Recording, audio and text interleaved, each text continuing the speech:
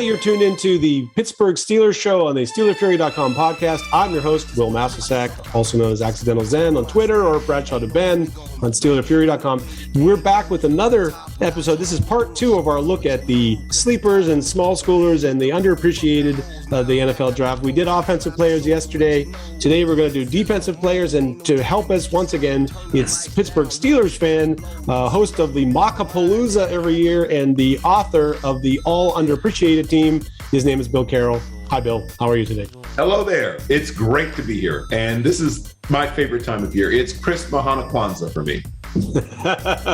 Exactly. Draftmas, as we like to say. This draft, we went through an hour of offensive sleepers. Defense is even deeper. And I'm gonna put the cornerbacks first, because if we leave them last, we've just run out of time. Have you ever seen anything like this cornerback class, Bill? Once again, people aren't talking about it enough. When a guy like Damari Mathis is being talked about as a mid-rounder, and I think he's going to be an NFL starter, if not immediately, then pretty darn soon, it's mind-boggling to me how good corners that aren't being talked about, right? There's so many good corners that people aren't talking about. There's Alontae Taylor is going to go somewhere in probably the 3rd or 4th, right? And he's going to be an NFL starter at maybe not at one position. Like, he's a guy that some teams see as one thing and the other teams see as another. My love for Jacoby Durant is close to your love, as we talked about before, for Cole Kelly. He and Damari Mathis are guys I bring up every time I get a chance to talk about cornerbacks. So by the way, Damari Mathis was going to be my guy to talk about, but okay, go ahead. Oh, sorry. But we've now at least satisfied our contractual obligations to discuss those two. Zion McCollum, who some people see as a safety, but I think he's just a long athletic corner. Isn't that what you want? Yeah. There's so many of them, man. Zion Gilbert. I mean, we could have done just corners, right? I know. He could have said, we're going to talk about the underappreciated corners. Darrell Baker. I mean, it's a ludicrous list. Well, I'll give you a for instance here.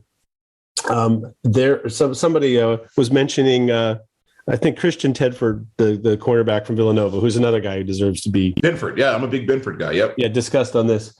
But they were like, how many cornerbacks in the draft are, over 6 feet, or I think even over 6'1"? 6'0". Okay, so they're over 6 feet. They have a 35-inch vertical. They ran in the 4.5s, and they have 31-inch arms or better. So I was like, that's interesting. I can tell you because I have a list that has all, and there were 21 cornerbacks in this draft that fit that description. Of the 21, 12 of them are from below FBS. Yep. Or below Power 5, I should say. Right. If you're the team looking for the Seattle corner, as they like to put it, this is your year. Yeah. This is what you've been waiting for.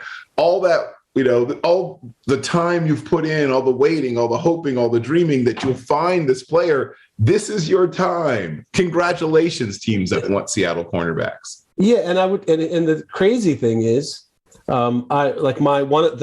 21st guy of those 21 in terms of my personal rankings is my 88th ranked corner.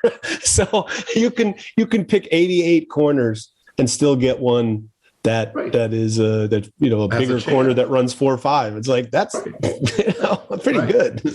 Yeah, no, it's a ludicrous year. It's a crazy year. So of those people, I mean, let's talk about Damari Williams for a second. Yeah.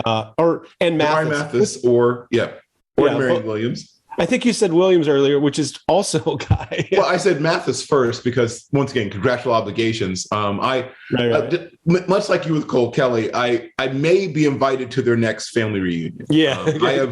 I have been bothering people about Damari Mathis for a good solid 7 months. Yeah, I think he's. The thing about him is it's the intangible part of it. Yes, he tested way better than people thought he was going to test. This guy tried to tell you he was going to test really well. and also the the production for him is really good. But it's sort of like it's when he had the production. It's like they needed a big play. He's the guy that came up with the stop, and that's a fact, an X factor that really matters. That moves you way up the list for me.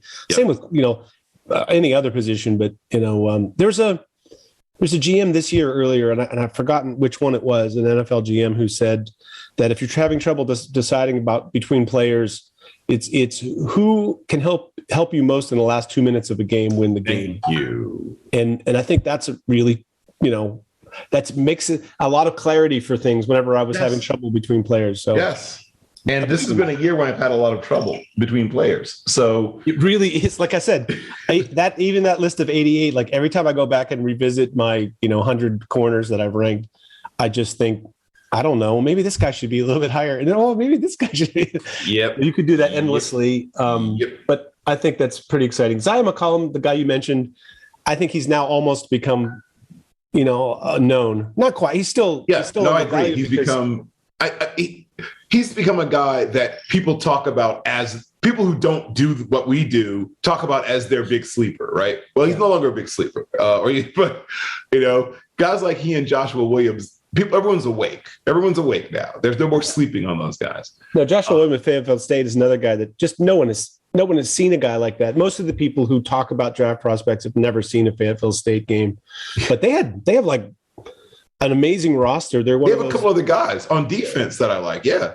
So they're he's a good player, his best player maybe on a really good team. Yeah, that's another trait that if you're surrounded by talent and you're also really you're the best of them. That's pretty good. And to go back to, so I had Geno Atkins on my show years ago with a bunch of his teammates. I had Rennie Curran on, Kwame Geathers, and someone I'm forgetting from that Georgia defense. And that was what stood out to me. I mean, Georgia's defense it's not new for Georgia's defenses to be loaded, right? It's not something they just started doing. They've had loaded defense. A defensive back was the other guy. It'll come back to me later, but I was like, I didn't say it because I had a bunch of guys there who were also his teammates, but I was like, there's a bunch of talented guys at Georgia on defense, but clearly the straw that stirs the drink is Geno Atkins. And he sort of changed the game because people had fallen out of love with the undersized three techs, and then they fell back in love, or at least I did. I never fell out of love. Now, I get burned like Will Sutton or whatever occasionally, but I still have a great amount of love for undersized three techs. But getting back to corners, I was an undersized defensive back. Well, I have a confession to make. I was an undersized. I understand. Back. So I do overvalue those little feisty undersized DBs anyway, right? I will always overvalue them. So Jacoby Durant is higher on my rankings. He probably should be, and some other guys are like that, right? Yeah. But I know it. Like knowing you have a problem is half the battle. I know I have this problem. I know I know I'm powerless to fight it by myself. But made my life unmanageable. If you mentioned the bigger guys, if you are looking for Jaquan McMillans, well, no one's looking for the Jaquan McMillans, but if you're open to the Jaquan McMillans, and the 5'9" and under group is also full of some tremendous players who are stronger than you think a guy that size should be. And, obviously quick, because you can't survive if you're not quick at that size. And those guys have to be more technically sound. Like you have to. Like you don't have the margin for error for 6'1", 6'2" guy has. Your technique isn't sound, you're 5'9". We're going to see that your technique isn't sound because it's going to be so obvious. Well, here's the thing. The league seems to be introducing a whole wave of wide receivers that are quote unquote undersized for the prototype. Like I think at the very least you have wide receiver 2 on many teams now who's a guy that's doesn't have the athletic build that we're accustomed to thinking of, right? So you can fight that with a bigger player that can try to erase them at the line of scrimmage with the press, or you can get a player that's similar size to them that has similar quickness and speed. And I see, guys like Jacoby Durant and Marcus Jones from Houston is another guy like this. Marcus Jones is a similar guy. Who just like they can play outside. I mean, they're. Well, how do we know? We've watched them do it. Yeah, they're an inch or two shorter than you might like them to be, but they have figured out how to adapt to that against guys. Yeah, maybe So as the number two, like as the number 2 corner on a team, even, or a number 3 especially, they're going to get favorable matchups most of the time. It's just that, like, I think that's the thing that you would like not to be, have a matchup issue that was created while you have a guy on the field. But that's true with, size is not a trait as yes. Emery Hunt likes to say. But Emery Hunt loves to say it, yes. But it matters. I mean, don't forget. Emery Hunt he doesn't say it's not a trait. He says it's not a skill. Oh, not a skill. Sorry. It is a trait, but it's not a skill. But here's the thing. It's not a skill. It's not a skill, but this is coming from Emery Hunt, who is an undersized running back. Well, once again, he was an undersized running back. I was an undersized defensive back. We do understand why our biases exist. Yeah. Right? But also, it's like you understand also that it doesn't, it wasn't like a fact. It wasn't the thing that stopped you from doing things in your career. Yeah. No, I mean, I wasn't fast. If I had been the same player I was, but blazing fast, I would have had a very different, outcome to my career. The problem is I was undersized and not fast, and that's not a great combination. So that's what happened to me. Fair enough. Just quickly before we move on, I mentioned Demarion Williams from Houston, so that's the other corner at Houston, and I think it's always fun to look at these guys who are the other corners, like Kobe Bryant in Cincinnati. Who's the pair to Sauce Gardner that everybody talks about. But I think those guys get a little lost in the shuffle sometimes. And, if you don't have a number 2 corner who can play, that number 1 corner never piles up statistics. They don't get the pass breakups or interceptions because teams just don't throw their way. So I think it's a good sign, if you get a well-known corner who, in the draft who's very productive, the other guy must be pretty good. And I feel that way about Williams was a guy that, you just erased.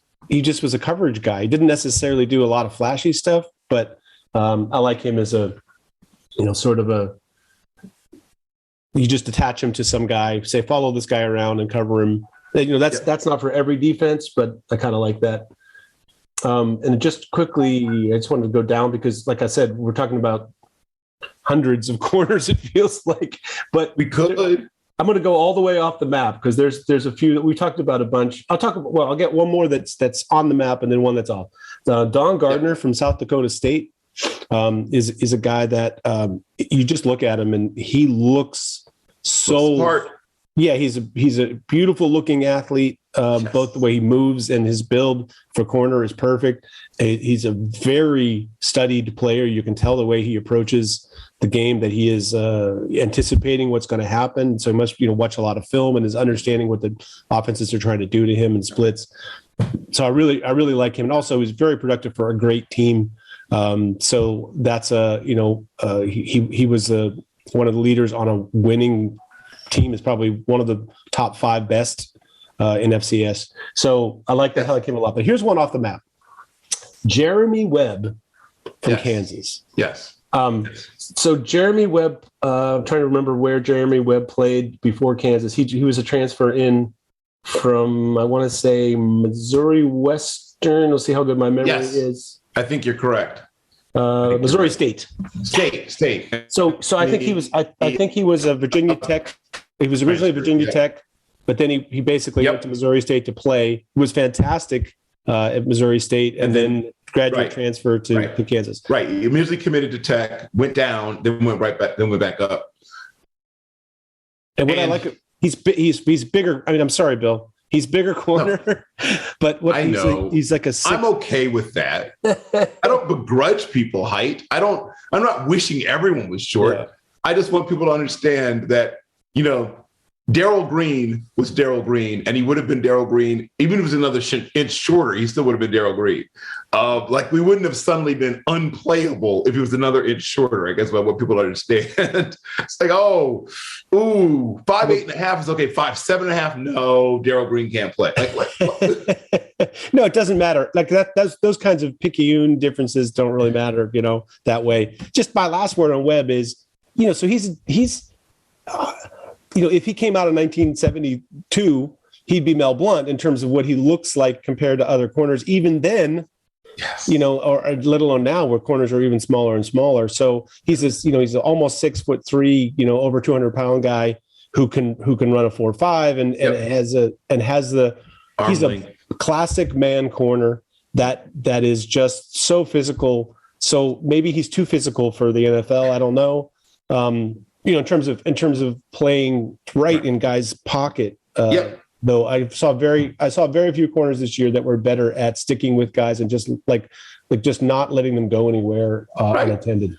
And obviously his Missouri, before he transferred, guys are just getting nothing. Like you could see some guys sort of lose their desire to play against him when he was, and it didn't. Obviously, when you get to Big 12, it's against Oklahoma, those guys aren't going to lose their desire to play against you, but you could still see him. I think he was on Woods, if memory serves it correctly, when they played Oklahoma. I think so too. Yeah. And Woods isn't a bad player, but you could see that he was the less talented of the two players when they played against each other, despite the fact that one's a guy who's an Oklahoma guy, the other's a guy who, Virginia Tech down and then back up. The more talented guy was the guy who transferred back up. Well, he kind of makes me feel like I should just start my search for undervalued players by just looking at all the bad teams. It's like, who are the good players on bad teams and big power conferences? Because this is just a classic example. Zero, much like Timmy Horn that we talked. We're going to get to in a second. We're going to get to him. Yes, is just a guy that people don't like. What I don't understand. Like, how can you watch a player like that on film? And on top of that, you also had a clue when they tested. You're like, oh, like there's a guy that tested really well. Who is this guy? I don't know him. I should go back and look. So you had both opportunities, both on tape and also from the testing, to clue you to go back and look at tape. Go back and look. Zero. Some smart team, guaranteed. Some smart team's going to get him very late, or he might even be a priority undrafted free agent, which would be a little bit of a shame. But he's not going to care. He's just going to want to be there. Yeah. It's funny. I went back and looked again because I looked at him a little bit before, and I literally wrote that at one point. Casey Hampton light. A lot of things I liked about Casey Hampton are right there right now, but Casey Hampton went to Texas and was playing next to Sean Rogers, so obviously, even if Casey Hampton hadn't done anything amazing, Sean Rogers had everybody from the NFL, because he's this enormous person who, is a, Dan Big Daddy Wilkinson type defensive tackle, and everybody's looking for that guy, though that guy never seems to quite pan out. Despite that, they still keep looking for that guy. Now we got Jordan Davis, who might be that guy too, but everybody's all excited about, but I don't think he'll be quite what you think he is. But despite the Dontari Poe, there's a list of those guys. They never quite become what people think they're going to be, but still people want them. Yeah. Well, you need big dudes in the middle. Okay, we're moving on to talking about defensive line now, obviously, and we were talking a little about Timmy Horn here from Kansas State, who's my, that would be my draft sleeper crush this year. He's a good choice. Just to give you an idea, mine are little D tackles. I have a couple of them too. Okay. Curtis Brooks and Ralph Holley are the other end of the spectrum. You're like 5'11" and Curtis Brooks, belongs in this conversation for sure. Yeah, 5'11" and 3/4 or whatever, 294, 92, 97, whatever they are at this moment, but not quite as big as you want. But so active, and they use their hands so well, Will. And I've seen them take on even bigger offensive linemen. Obviously, Alabama had its way against Cincinnati, but they didn't have their way with Curtis Brooks. No. And Curtis Brooks, by the way, in fairness, measured at 6'2", 287.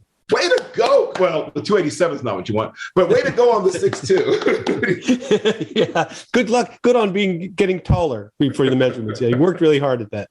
No, but I think he's a very active player. He's just, once again, that team doesn't cook on defense. It's got a lot of great players, but it doesn't really cook if he's not creating some problems in the front. So I did Curtis Brooks. I was just getting back for a second to Timmy Horn. 6'4" and 2/8, 323. 34 and 6/8 arm. So just in terms of he's taller than planet theory. He's tall. Yeah, in terms of planet theory, he's just one of those guys. But here's the thing: he tested almost as well as Jordan Davis. It's like he's a similar sized athlete who tests athletically very similar to the guy that people were freaking out about the stuff that he did. He didn't run the 40 as fast, but pretty much everything else that he did was at least as good. He was like a 5'1" in the 40, if memory serves. 5'2", 4".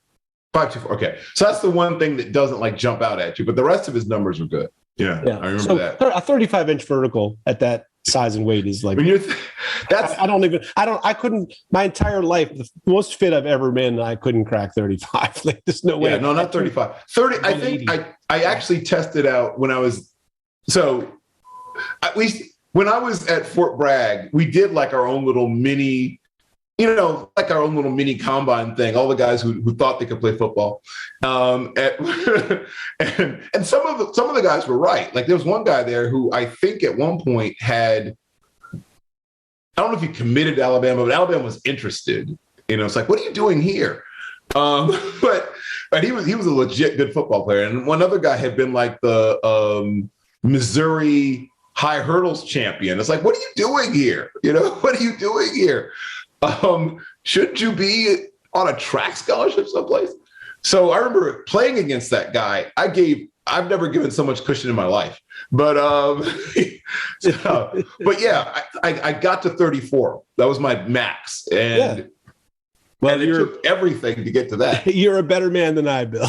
I was a distance runner. It's like I ran a 4:19 mile, like in a 1:13 half marathon. But that's I 5:38, and it killed me to do that. So congratulations and well done. Yeah.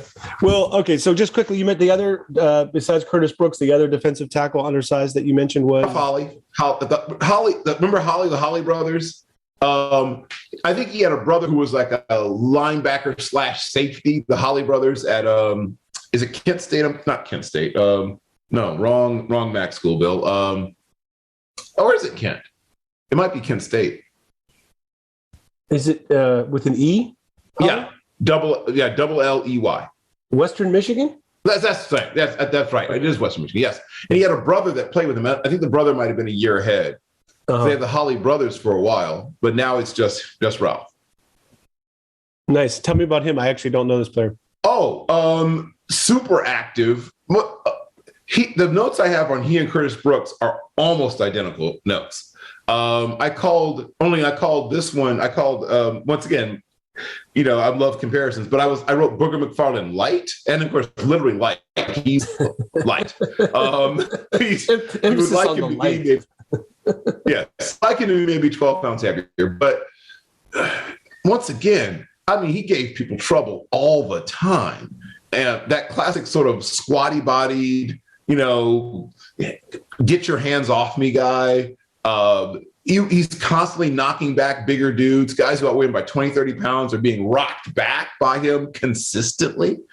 He can shoot through a gap, but I've seen him also, despite his lack of size, push a double team, like hold the point and even get a little bit of pushback, even though he's a little for, defensive tackle. Not compared to us, but yes. Right.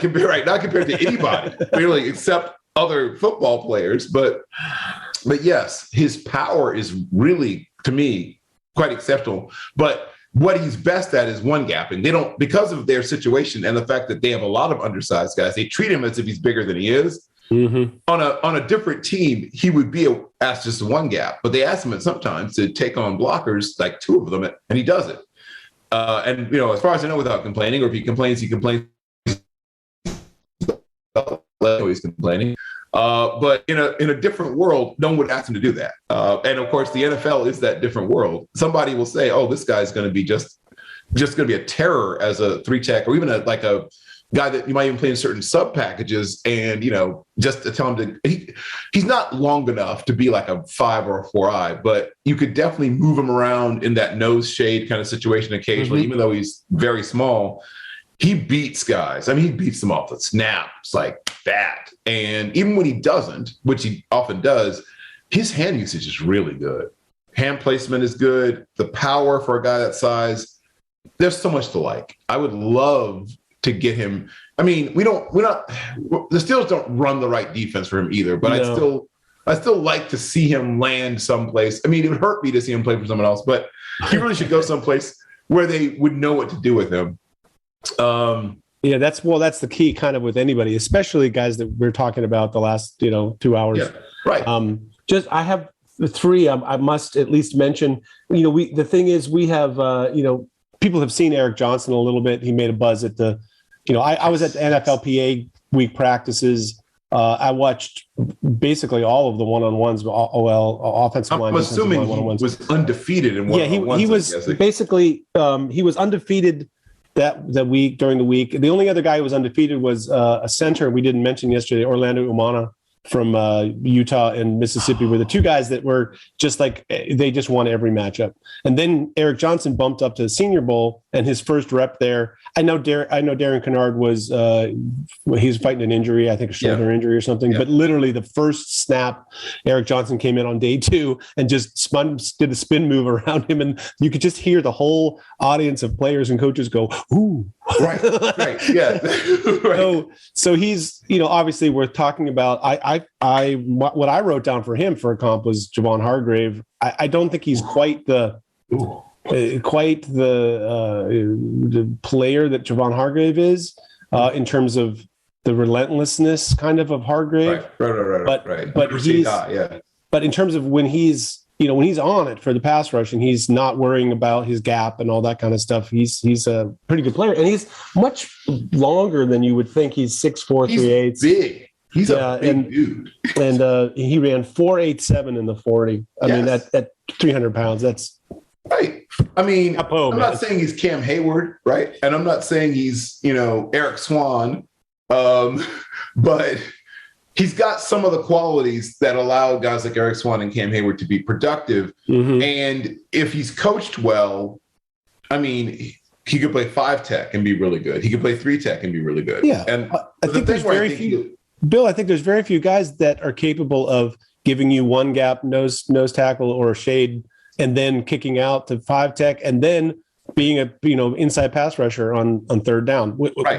There might be 10 guys in the draft that are even accomplished at that, let alone maybe 5. He's very accomplished at it, and he's got enough pure physical talent that he might not be done. You know what I mean? Like there might be more.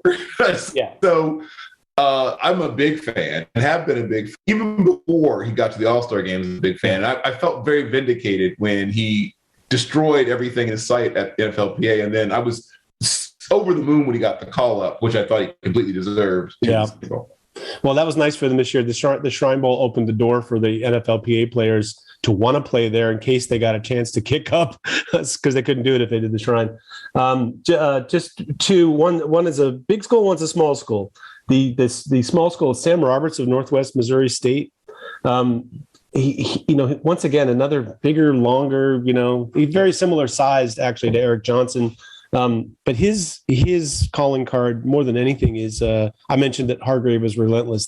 Sam Roberts was just a guy that, maybe was a little bit too good for that level. That's the other note that I wrote, it's like, you could just tell like he's not necessarily challenged every week by another guy who should have probably transferred up. I would love to have seen him at least be at like a Sam Houston State or Villanova or, South Dakota or something like that. Like, I think we would have had better gauge, right? Some guys, I don't say they get bored exactly, but you know what I mean? Like you can tell that they aren't developing as much as they would if iron sharpens iron thing. Like, well, his iron's as sharp as it's going to get if he keeps playing against these guys, because he's so dominant without really getting better at certain things. It makes it hard for you to say, I have to get better at this. He doesn't have that spin move that we just talked about because he's never needed it.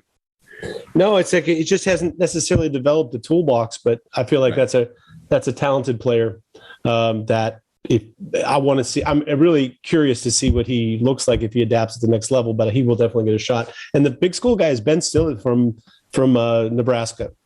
And the thing about him is, it's like people are going to look at that guy and his arm length is like, compared to us, he's got long arms compared to the guys, the 3 guys we just talked about. Don't be so soon about saying us. Now, the one thing I do have is tremendous arm length. So Jeff Riz is 6'5", right? So when I had Jeff do something to show, because even though I'm not very tall, I have ludicrously long arms. So I had Jeff I had Jeff. Ludicrous. It's kind of silly. I can't buy suits off the rack because of it. So I had Jeff put his arms out, and I stood behind Jeff, and my fingertips and his fingertips were boom. Right. Now that's awesome. Yeah. So to undersell your arm length, Bill. Sorry. Yeah. So I don't know about you, Will, but I have exceedingly long arms. I mean, well, okay. Were I a corner, I'd be in the, when I was, the draft eligible, let's say, I would have been, 6'005", 198 with 31 and a quarter arms. See, if I had your size and my quickness, I would have been something. Yeah, well, that's like, I was originally left-handed and my mom converted me to right-handed, but I was a pitcher. So if you're a right-handed pitcher and you got good stuff, they're like, yeah, kid, you're pretty good. If you're left-handed and had the same stuff, I'd be still making $1 million a year. Yes, right. What the heck? Anyway, never change your kid from being a left-handed. Never change. No. Yeah. Boo, Mom Masisak. Boo. You're probably a lovely woman otherwise. That's what you did. Yeah, we lost her, unfortunately, but up until the end, I was complaining to her what she had done to me. As well, you should have been well. So, according to legend, Art Rooney's last dying words were, "We should have picked Marino." Yeah, no kidding. Well, I think that there were a few things that might have scared them off. But this is the team that also employed Bobby Lane. So, yes, right. You can't be that afraid. Let's talk about off-ball linebackers for a second. Yes. The term I like is pursuit linebacker. And shout out to my friend Jim Coburn. That's a Jim Coburn term, and I've adopted it. I like it because it describes. Remember the term pursuit when he used to describe different aircraft based on what you do with them. Sure. Right. You have pursuit planes, right? Like the P-47, the P-51, right? The P stood for pursuit. Nice. In case you're just super bored and like to go down weird historical rabbit holes. And then later they shifted to F. If they've made it this far in our show, they probably do, Bill. Probably do, right. But so later they shifted to F, which stands for fighter. But originally the P in all those P whatevers that if you watch like World War II movies, whatever, it was for pursuit, right? Planes that their job is to chase other planes, right? Okay. And so when I heard Jim use the term pursuit linebacker, I was like, yes, I am going to be using that term. Jim also is the one that coined the term edge safety, in case you're wondering. So when people are talking, yes.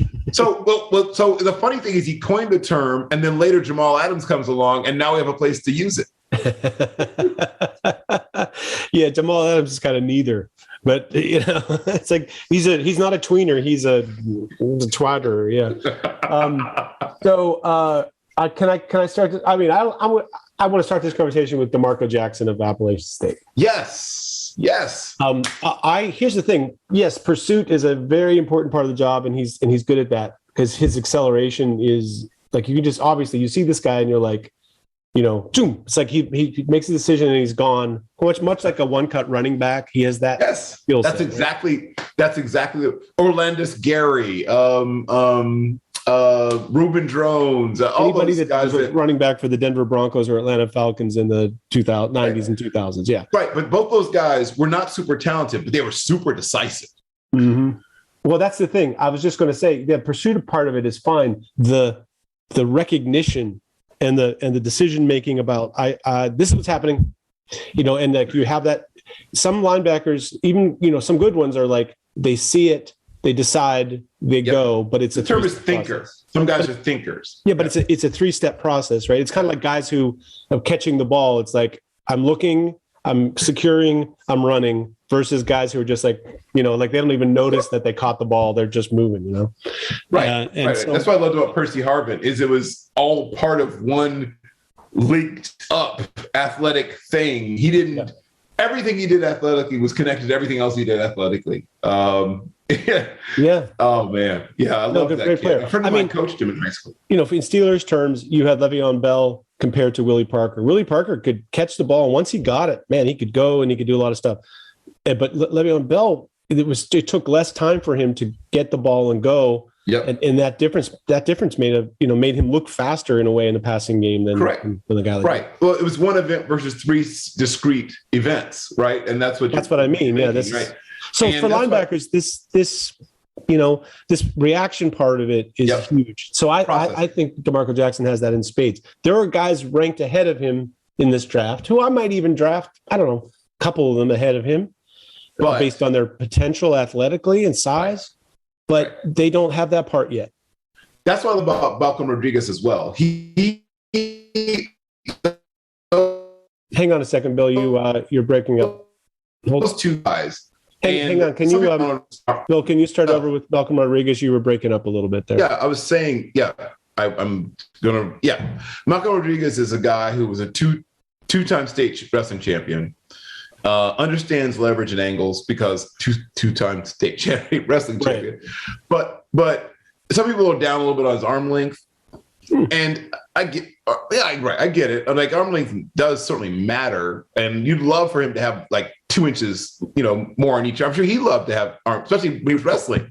I bet he really wished he had 2 more inches, because that was one of the things that helped me when I was wrestling, was I have very long arms. Right. But he was still a 2-time state champion in a state where wrestling was big.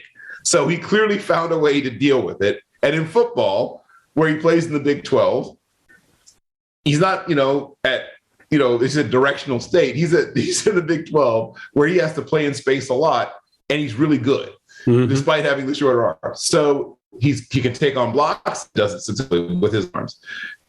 He tackles as well as any linebacker in the whole class, and his arm length has somehow not kept him from being like, I get why people like arm length, but sometimes clearly he's figured out how to deal with his arms, and he's really good. I mean, I think it's more of an issue for guys who are, on the line banging over and over again.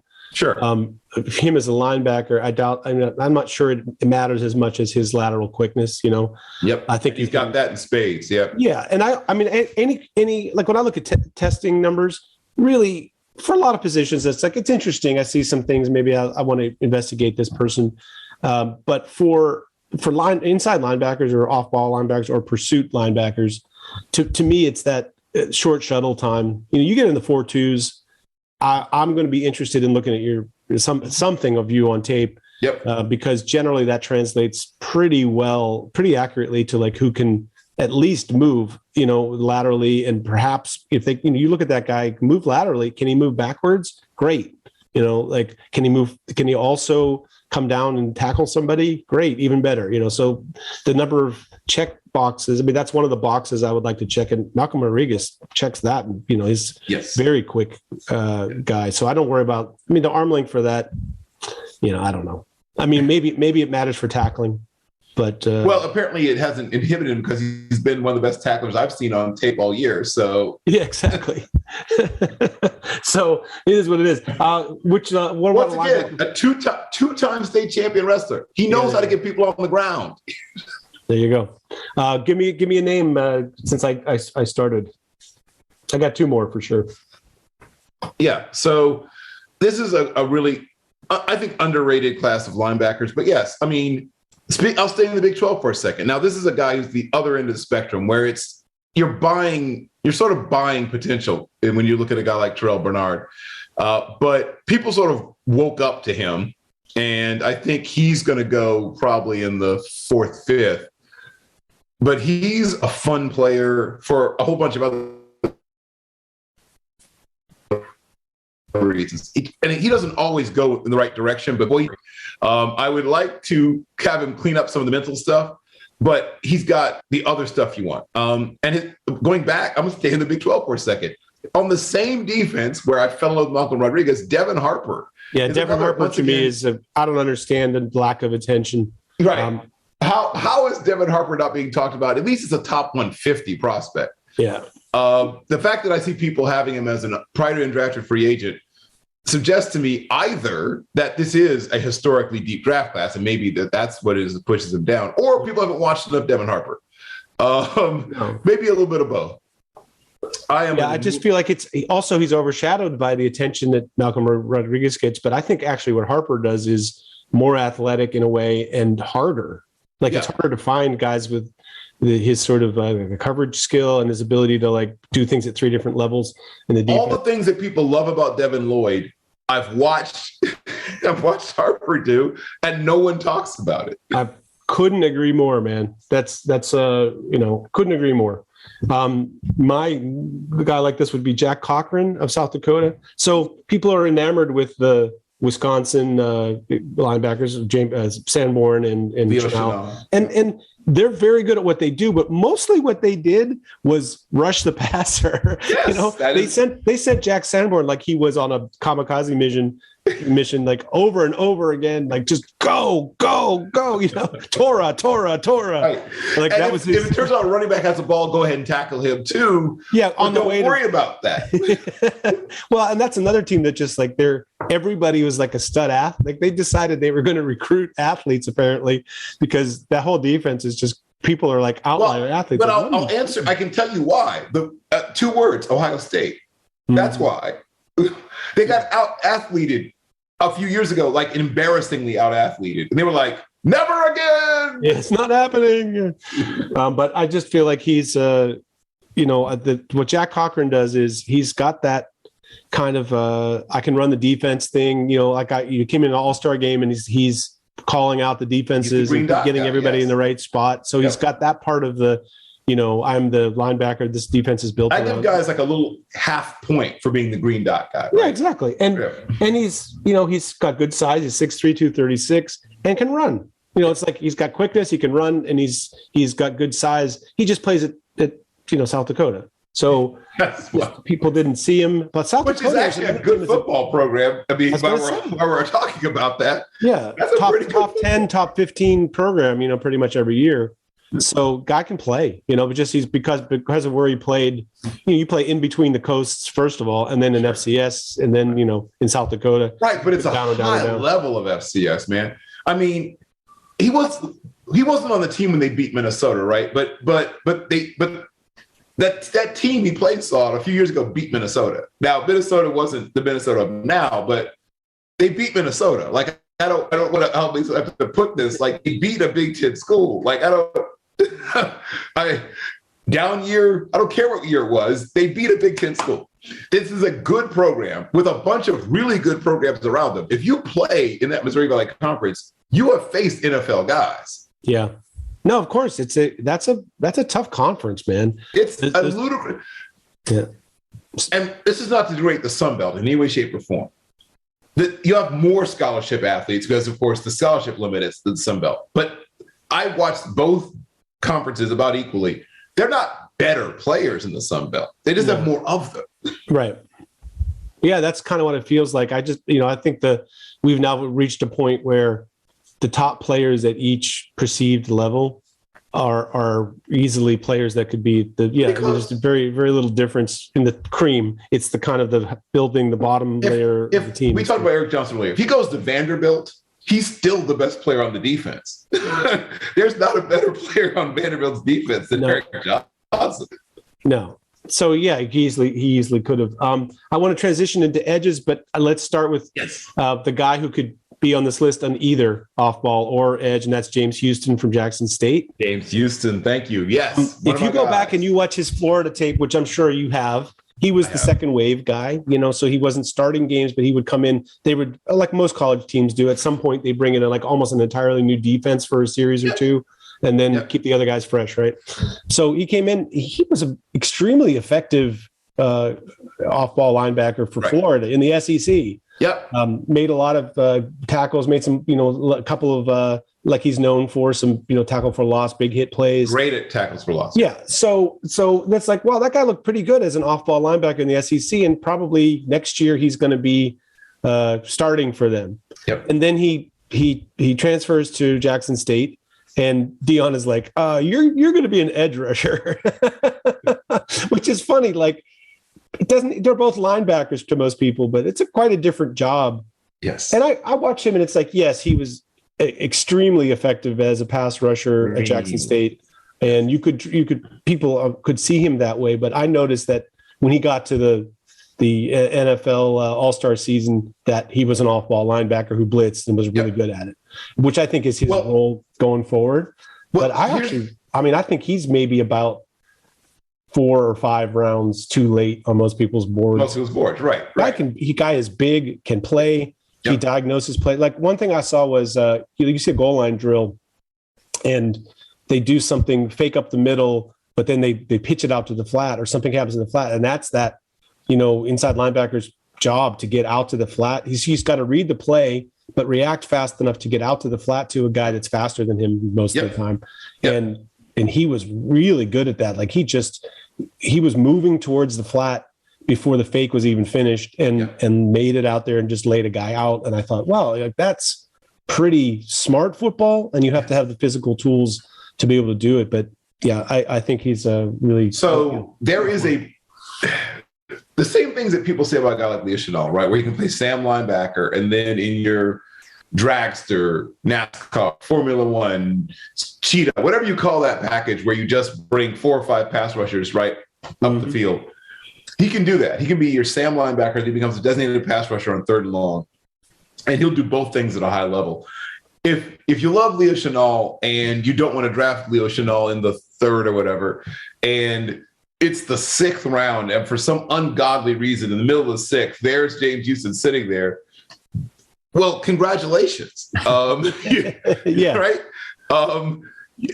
Maybe you didn't plan it this way, but this wonderful thing has happened, and you have a chance to really benefit from the fact that somehow James Houston IV is this wildly underappreciated player who is going to be super productive for you. Yeah, actually, somebody could write an article every year about, there's this guy who's going to go in the 1st or 2nd round, but then there's this guy in the 4th, 5th, 6th who is extremely similar level player, but is going to go 5 rounds later. I remember years ago it was Darius Hayward-Bay versus Mike Wallace. So it was like you can pay top dollar for this guy with speed, or you can get this guy in the 3rd or 4th round. Like who actually is a much better receiver, right?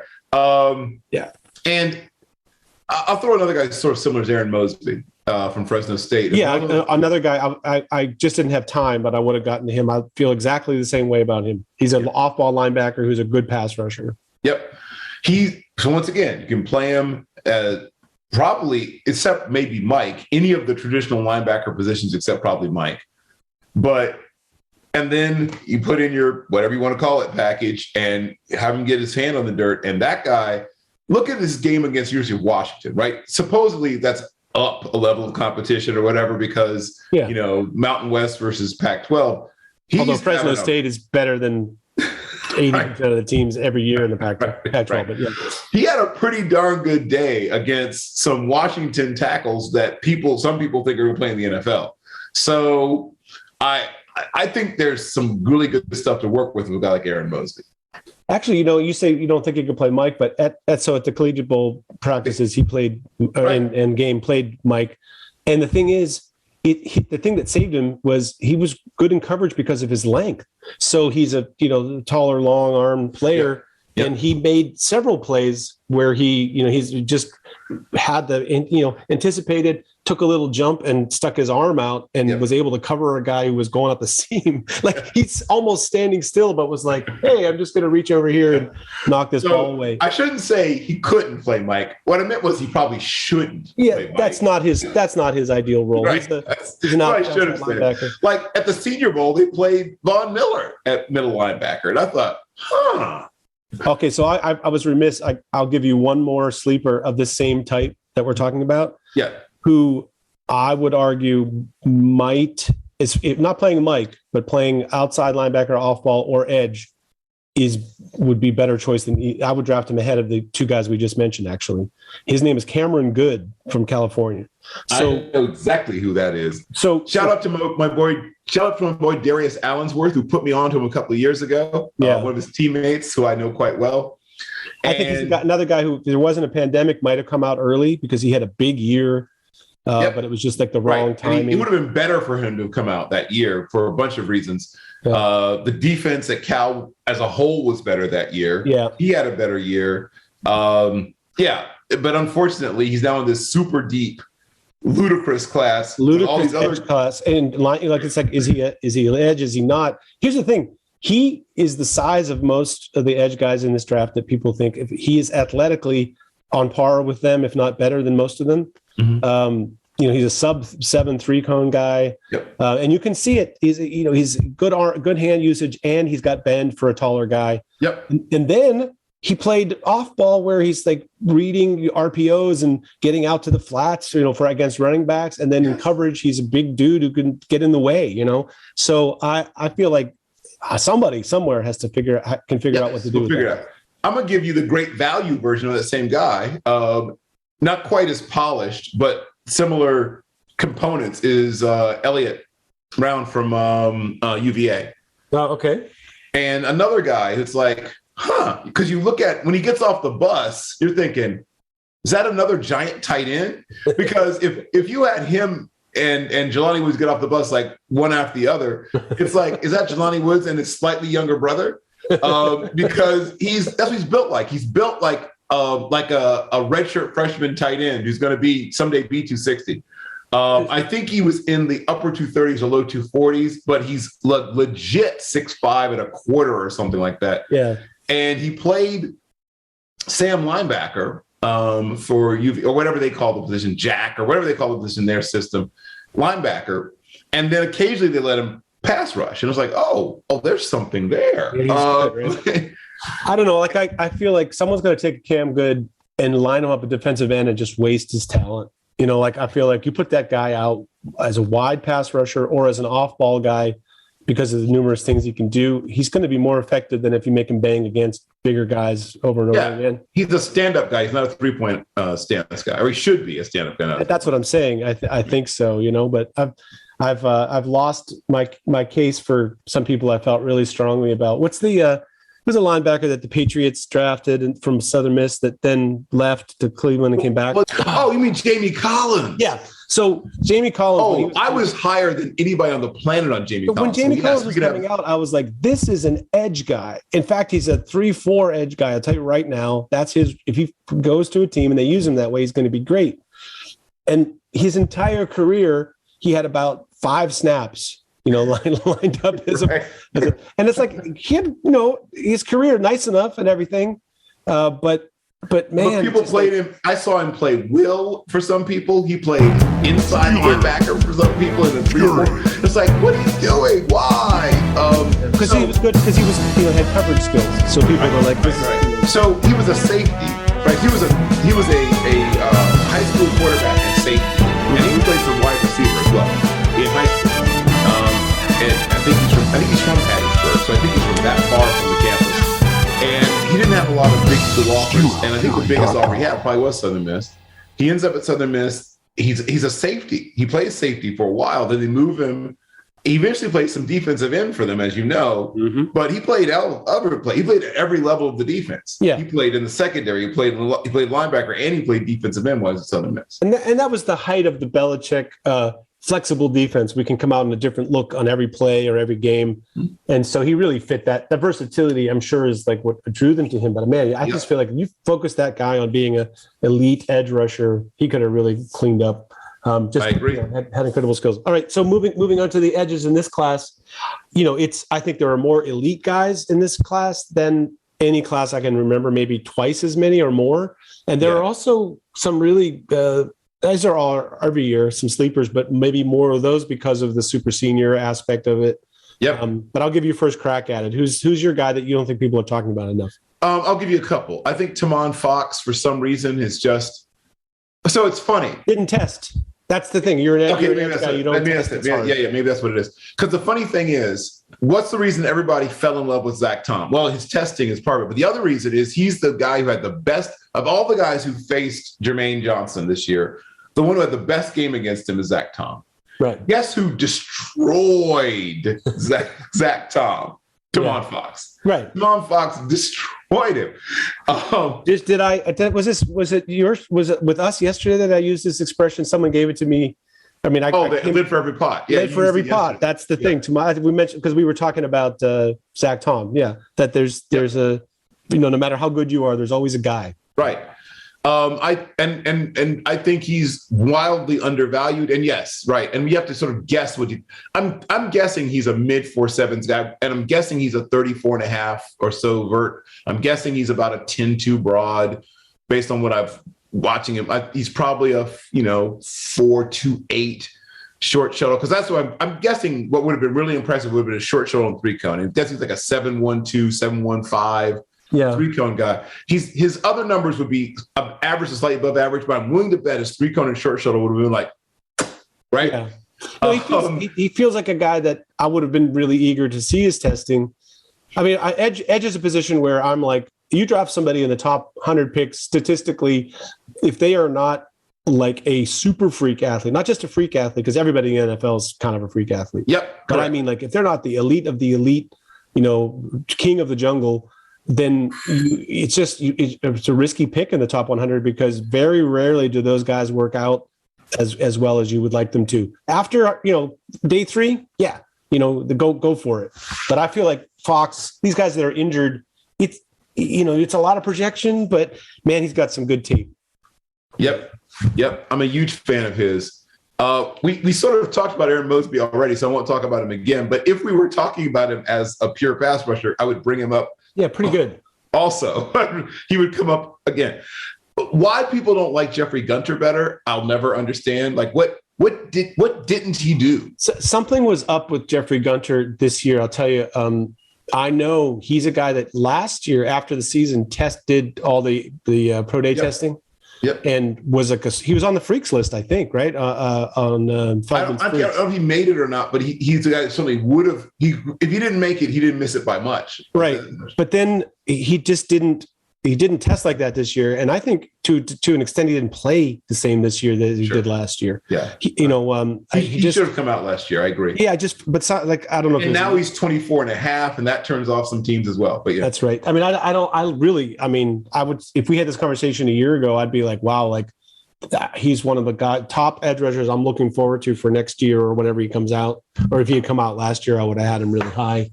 So I'm not saying there's anything wrong with him. It's just I don't know. There seems to be. Well, I mean, maybe something is, because you're right. He wasn't quite the same. He still was good, but he wasn't the guy that that BYU was struggling so mightily with back in 2020.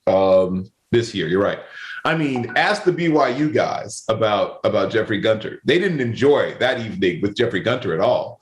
And BYU had some pretty decent offensive linemen. They didn't enjoy, and CJ Brewer, who no one likes either. But BYU had massive trouble with both CJ Brewer and Jeffrey Gunter. And nobody likes those guys. Yeah.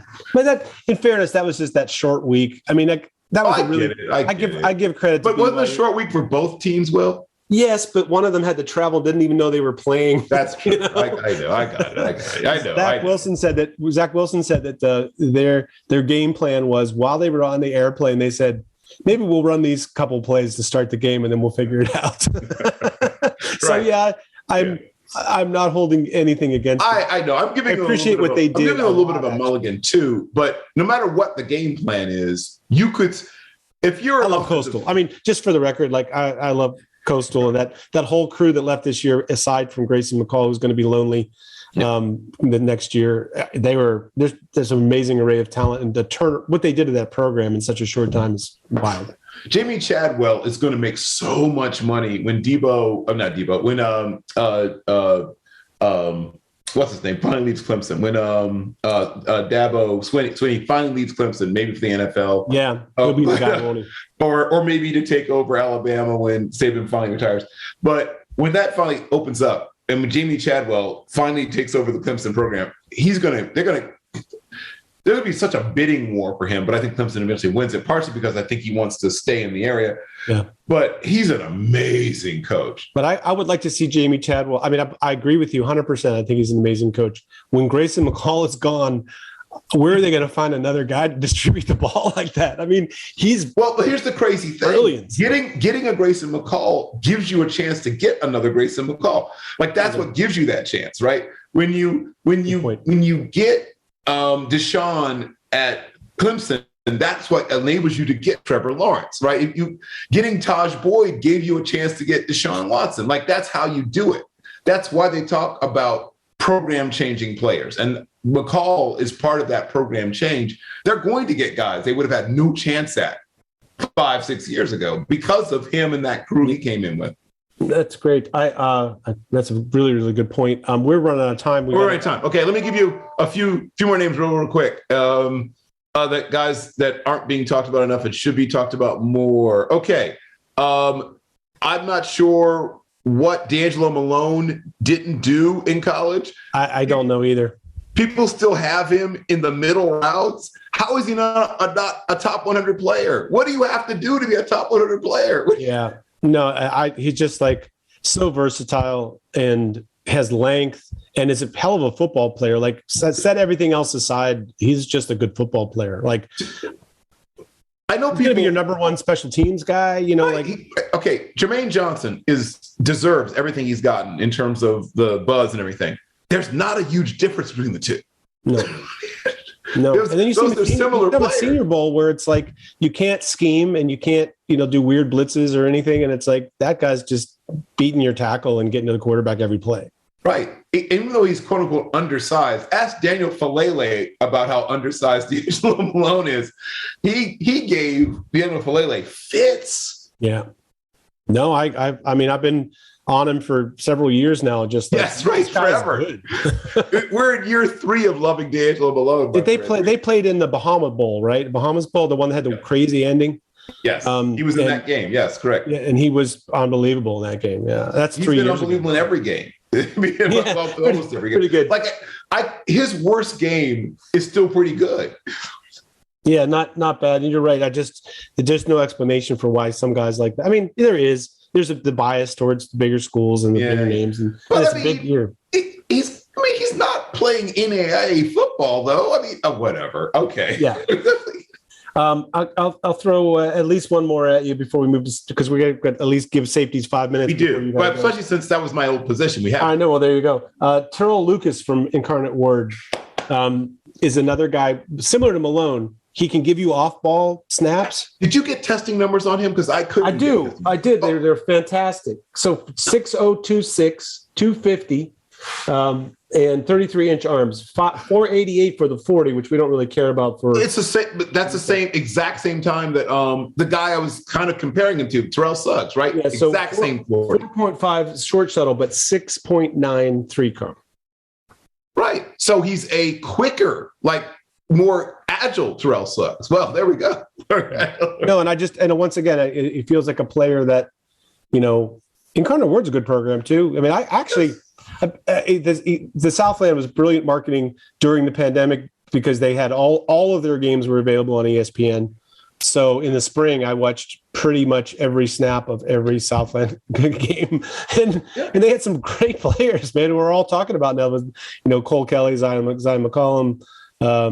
And, I watched it because I was like, I knew who Cole Kelly was before they started the season. I was sort of thinking this is a guy, but then you just see everything else. And Cameron Ward, maybe next year or the year after that, we're going to be talking about him as a potential. Right. Well, he's up transferred. So yeah, you might have a chance to come out with his coach, yes. Similar to Bailey Zappi, so it's like now we have a guy who's set for success in the aforementioned Pac-12 where there's only 2 or 3 really good teams. So I feel like that conference is really strong. So he played in a good conference. He was very productive in that conference, and he does a lot of stuff. And he's big, at 250. So I love his game. It's funny. You look at him; he looks very trim. He does not look 250. No. He's packed in there pretty tight. Is the way we used to put it. Yeah. He looks like 230. Yeah. Yes. I mean, that's the only thing I didn't have was his testing number. So yes, that confirms a lot of what I liked. Yeah. Well, let's go to safety quickly before you, as long as you have time, 5 minutes. Of course. For safety. Yes. I always time for safeties. So Bill, were you, in your day, did they have strong safety and free safety designations that were pretty hard? Yeah. What did you do? I was a backup at both positions, despite the fact that I was too small to really play safety, but I wasn't fast enough to play corner, and nickel wasn't really a thing yet. Right. Yeah, timing is everything. So You sound like you would have been a good nickel. I think I would have, but we'll never know. So once again, I think it's a very, very good class. And some of the guys that we're talking about as bigger corners are going to get moved to safety. Whether they should or not is the whole other conversation. But some of the guys we've talked about are getting moved to safety. Sure. Because they now value coverage more than anything else now at safety, where they used to value tackling and other things. They still value it to some extent, but they want you to basically be almost like an extra cornerback, because when a team goes up tempo and you can't get that guy off the field, you don't want them going to work on your safety you can't cover. And I think we talked this once before, how Roy Williams went from being a Pro Bowler to out of the league in 2 years because the NFL started finding him in coverage over and over again. Yep. And chased him out of the league, basically. Yeah, if they find a matchup you can't deal with, it's just like everything. Your first year as a quarterback and you have great success, and then teams look at you the entire off season and like trying to find out what you can't do and force you to learn how to do it better. So yeah, I get it. I'm going to let you go first, but I'll give you three really quick that I think people are just too low on. Deron Bland, Nolan Turner, Reed Blankenship. I don't know why people are so low on those three. I think all three of them are going to end up playing in the NFL, and they might not be superstars, but I think all three of them hang around the league for a few years. Yeah. And they're all available day 3 to maybe even undrafted free agent, which is just a head scratcher to me. I think they're all really, they're really good choices. All three. Bland's versatility. He's a guy that he's like Carnell Lake. He could play linebacker or be an outside corner or be either safety position. So I really like that about him. And Blankenship is just a guy that's ball hawk all over the place as your strong safety playmaker. Yep. And who was the third? I'm sorry. I also threw in Reed Blankenship. Another guy who was a quarterback, and you can tell he was a quarterback, because of the way he plays, he's got a lot of quarterback.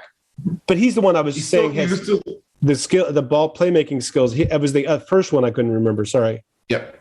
You can go ahead on Reed. Well, I was going to say that you talked about. Okay, he's not a super athlete. I don't have his testing numbers, but I know they weren't great.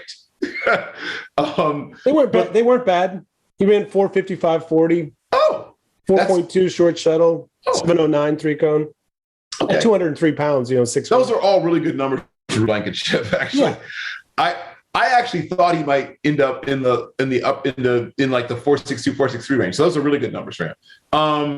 But his anticipation means he's actually even faster than that. You talked about it earlier when you talked about DeMarco Jackson, the guy who sees it immediately. Reed Blankenship sees it, and he's reading your mail on a regular basis, man. Yep. That guy, he gives his team a little bit of an almost unfair advantage because he sees it so early. Huge. Yeah, the other guy you mentioned was Nolan Turner, and I felt like another guy that maybe should have come out a year earlier. He should have come out last year, correct? Because he had all that great. He had an amazing season with the, just plays and coverage where he was, undercutting routes with really good receivers, and like terrific person to put on your list as underrated and undervalued. Yeah. Yeah. And playing in Power 5 for a power team and still being lost in the shuffle happens. It happens, right? If you can be lost in the shuffle somehow at Clemson, that shows that you truly can be lost in the shuffle. But I think he's a better player than most people tend to realize. I'm going to limit myself to 3. One's a nickel, slot player. One is a pure strong safety, and one is a free safety that maybe could play for strong safety for you as well. Okay, you ready? Yes. So let's start with the strong safety. Going to be a familiar name to you, Tristan McCullum from Sam Houston State. So here's a guy that I think you could have made an argument during their playoff championship run in the spring. I would say Jaquez Ezzard was their MVP, the guy that really carried them on offense, but their best defensive player was Tristan McCullum. He was making more plays than his brother, partially because they didn't really throw at Zion when they didn't, could afford not to. Yes, that would be part of it. Like Tristan McCullum was they really heard of Zion. But Tristan's every bit of the athlete and is a really good at diagnosing from that. Like free safety positions, like you can stand back there deep and think my job is don't let anybody get behind me. But the better guys don't approach the position that way. They're thinking about, getting ahead of the ball, getting ahead of the play, getting underneath, routes, and also making plays in the run game. Yep. And I felt he's really good at that. His testing numbers were, of course, off the chain because he's in McCollum. But why didn't he get invited to the combine though? Like, injury. why would you just make it a package deal? Yeah. So this season, his numbers were down a bit because he was injured. Right. Yeah. So it's like he's fighting this injury thing, and I think even going to the combine, you're just maybe not going to get that invite if you don't have a big senior year. It's hard. It's hard. You have to be really on the radar before your last season. Yeah, you're right. Brandon Now, Smith. what were Tristan's testing numbers? Sorry, I just I couldn't type well. Here you go. Oh, just had it a second. Here we go. Or maybe not. Maybe I spelled it wrong. We'll call him. Okay, here we go. So he is basically the same size as his brother. Ran 4.48, but his short shuttle 4.03, 3 cones 6.72. So this is very in line with what Zion. And what's the vertical on him? 37, 30? 37 and a half. 37 and a half. That's what I would guessed about. Yeah, a 10-10 broad jump. I mean, you're talking about explosive guy with length for a safety. Who's 200 pounds, which is sort of that thing. So he has Seattle will try to convert him into a corner. It's entirely plausible, man. So anyway, I like that guy. The slot guy is Russ Yeast from Kansas. Yes, another really good player on a bad team. Yes, yeah. And Russ, if you look at if you see any practice footage of the Shrine game. In those one-on-one drills that never favor the defensive back, it's like, your receiver has like a two-way go. He can go anywhere he wants, and the quarterback's going to wait for him to break and then throw him the ball. It's like touch football, But he was one of the few guys in those drills. He had like similar to Jalen Petrie, who's a guy that probably will go, top 3 or 4 rounds top before 50 Russ. Maybe. Yeah. So Russ is particularly in that aspect of the game very good. But here's the other thing for a nickel corner. A lot of teams like to drop that guy into the deep third when they're doing a blitz or something underneath it. So you line up in the slot, but you end up playing deep third as your nickel, which is why it's nice to have safety skills. And I remember a play for him on his tape where he was lined up as a slot and then just started running backwards at the snap or going backpedaling at the snap. And when he flipped his hips, he flipped quick flip and not the direction towards seeing the ball. So he had to relocate the ball after he got turned around and literally made a play on a skinny post. It was like, okay, there's not too many guys in college football who have that kind of skill set. So I like him as a nickel for that reason.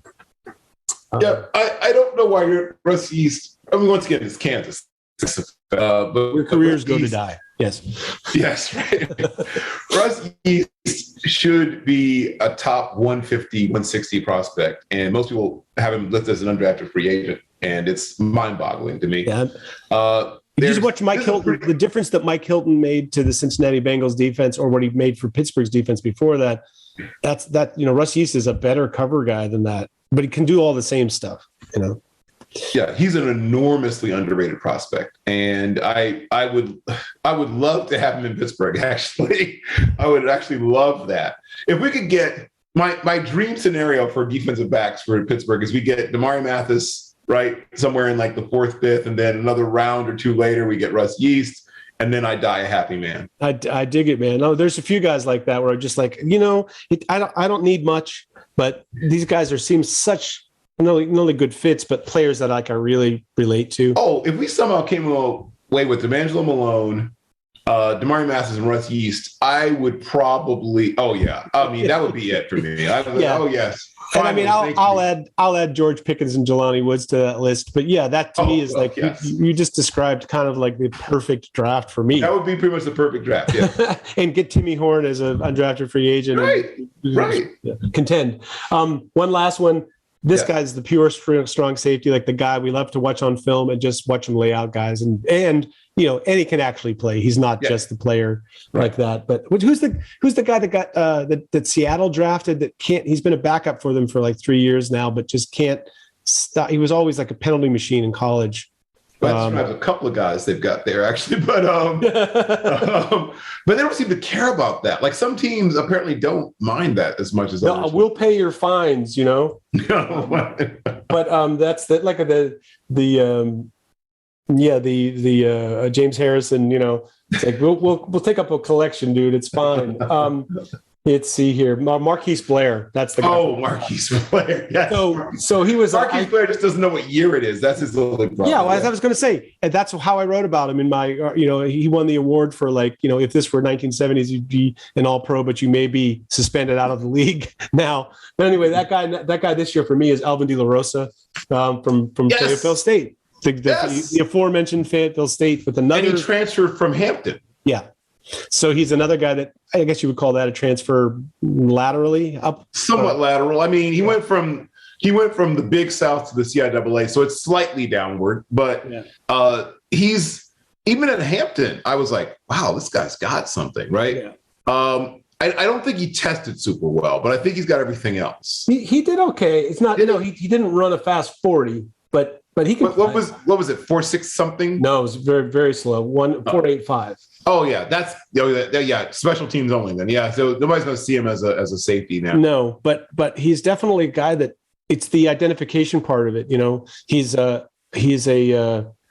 think for Steelers terms, Vince Williams. Where he's a 4.69 or whatever he was guy, 4.7 guy, but because of the recognition skills, he looked faster than linebackers who were the 4.4 guys, and I feel a little that way. But I mean, it's just. We can't go through this list and not have a CI. Well, I guess you can't have enough of those guys get recognition. Right. Well, no, I agree. We could throw more of them. I mean, obviously Joshua Williams, the word is way out on him, so we didn't. There wasn't really much. And I also think like testing's a funny thing. Guys pay big money to get training. The bigger schools are really enamored with their athletes looking like they're the best, like Penn State. To me. I don't know if I draft all the Penn State players, but I want the strength and condition guys. I want to hire them for my team. That's what I want. Right. So I think it's like some of these smaller school times, like who knows if that's even a guy that trained for the 40 or trained for any of the drills because, just like one day they just show up and like, hey, we're going to time you running a 40. Okay. And there's a big difference between what you'd run cold, like not really knowing how to improve your form. Oh yeah. Or like I'll give you a quick lesson for 30 seconds. Here's what you need to do, and then run. As opposed to somebody that's been training with an expert and looking at it on a computer and all that stuff. So. Right. No, it's entirely different. The thing I will say, and then I got to see. We talked about the HBCU Legacy Bowl and then an HBCU Combine attached to it. Mm-hmm. And my hope is that they'll clean up a few things. But yes, you said cold, literally cold. These guys were outdoors. It's February. It's early February. They're outdoors. There's no place for them to really literally warm up, or figuratively really warm up. They're just stretching as best they can and running around as best they can, and then it's like go. And so some of the times on the guys were just not representative because I'm betting I could tell you with no fear of contradiction, there were a couple of guys who I know would have run sub 4.5. Who ended up running like in the low 4.6s because of the conditions. Yeah, it happens. I mean, and I think guys sometimes have a nagging injury. Like there's just some of those things it's great when somebody runs super fast that you didn't expect. Yes. But I also feel the same way about guys who run a little bit slower than you expect, that it isn't always, they could run it again in 2 weeks and run a completely different time. We've seen that before. Some guys are like, they run the same time every time. And other guys, there's a wide range of outcomes depending on their start or, whatever. So I don't hold that too much against them. But anyway, Bill, listen, the fact that you are as into the small school and off the radar players as I am, fantastic. The fact that you're a Pittsburgh Steelers fan, even better. Yes. And you are not only you will have the tell us about your all-star team, the all underappreciated team. Yes. So as I mentioned, I'd been brought on by a man named Steve Martin, who was one of the sort of great, think about underappreciated, one of the great underappreciated draftniks. He's a guy that started really digging into underappreciated players in the late 1970s. When the web comes along, he launches a website in the mid 1990s called Consensus Draft Services. And then sometime in the late 1990s, I discover the website, and at first I'm just posting, like I'm posting stuff, and he hits me in my little DMs on the website, like, "Who are you?" And I was like, "I'm not sure what he meant by that." It's like, "My name's Bill." Like I didn't know what he meant, you know. And he's like, "Well, do you work for a team?" Like he's asking these sort of strange questions. Like, no, I'm just a guy, you know. I just watch a lot of football.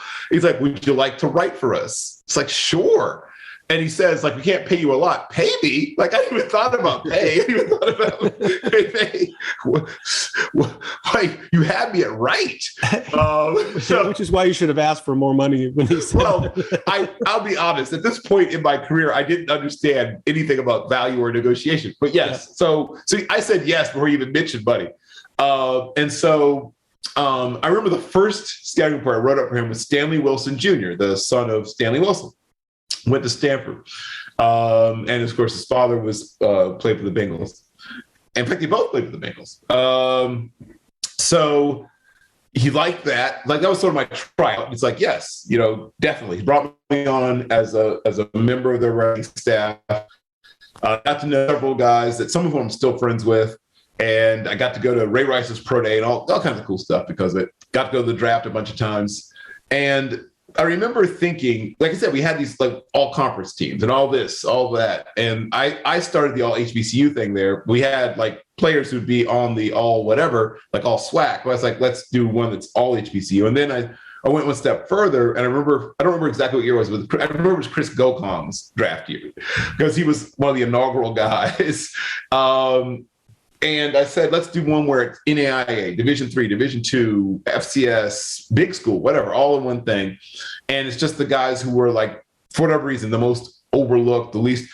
Austin Davis has been on it in the past. Like a long list of guys who I just thought, Deontay Spencer, you know, and some of the guys, it's worked out quite well for them. Adam Thielen. Yes. Way to go, Adam Thielen. But yes, obviously he's the exception. Boston Scott, but yeah. So it's a lot of these guys are like county sheriffs or whatever now. But some of them are still playing football at some level. So I'm always happy and proud. Matt Judon, right? I'm always happy and proud when a guy has a nice, solid, long NFL career. But yeah, it's a chance to sort of put on a level-ish playing field all these guys from different levels of football and say, these are all guys who I really think people are way too low on these guys. And why it varies, right? Sometimes they said good player on a bad program, smaller school, playing out of position, who knows, undersized, oversized, whatever it is, people just don't. The right people just don't see them. And people like to say, well, if you can play, they'll find you. And that's to some extent true, but there's guys who fall through the cracks every year. Sometimes they need help. Yeah, exactly. Yeah. Bill, fantastic to have you with us. Thanks so much for spending all this time. Bill Carroll, everyone. All right, that'll do it for our show, but we have more episodes this week to come for the pre-draft extravaganza, all this week on the SteelerFury.com podcast. I'm your host, Wil Masisak, also known as Accidental Zen, and Bradshaw to Ben on SteelerFury.com. Come join us over there. Hit the like button. Find us on the internet at the links below, including Bill's link. Follow him. He's a fantastic follow. And we'll see you next episode. Yeah. Perfect. Thank you very, very much for going over. We nailed it. One take wonder, Wil Masisak. Steeler Fury.